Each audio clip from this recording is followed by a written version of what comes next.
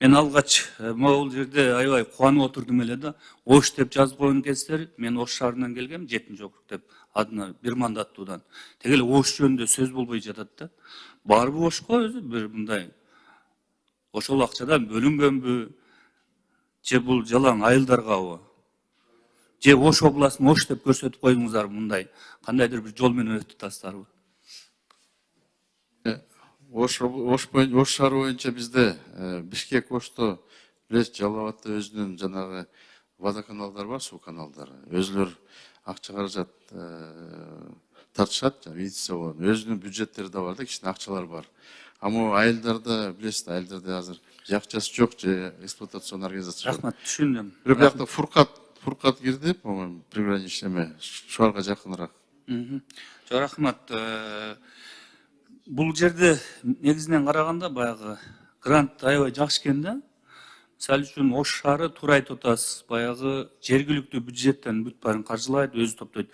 Бирок ушундай мүмкүнчүлүк болсо, эгер сунуш болсо, сиздер ошол нерсени жардам бергенге даярсыздарбы?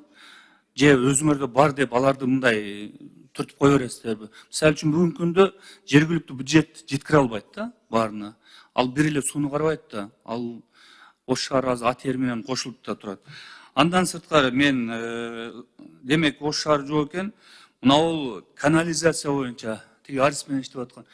Ошол боюнча бир маалымат бербейсизби? Мен билгенден бүгүнкү күндө Ош шаарында канализацияга ратификация болуп аткан акча же сизде барбы маалымат, же Руслан мырза, сиз мында көңүл буруп койсоңуз, сизде барбы?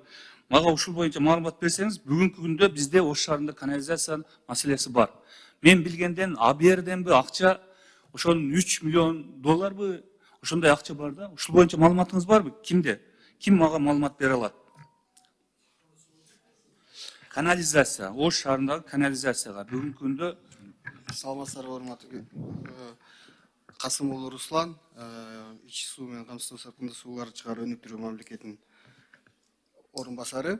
Сиз айтып аткан долбоор боюнча АБРдын 3 миллион грант боюнча азыркы учурда август айында тендер өткөрүлүп, жумуш иштери башталды уже.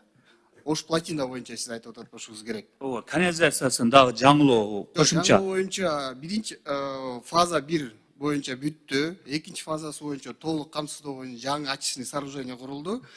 Азыркы учурда биз жумуш алып барып атабыз. 3-чү фаза боюнча канализация боюнча жумуш иштери банк аркылуу жумуш иштери жүргүзүлүп атат. Жогоруда мен коллегам айтты да, жана эксплуатация боюнча сөз болбодубу?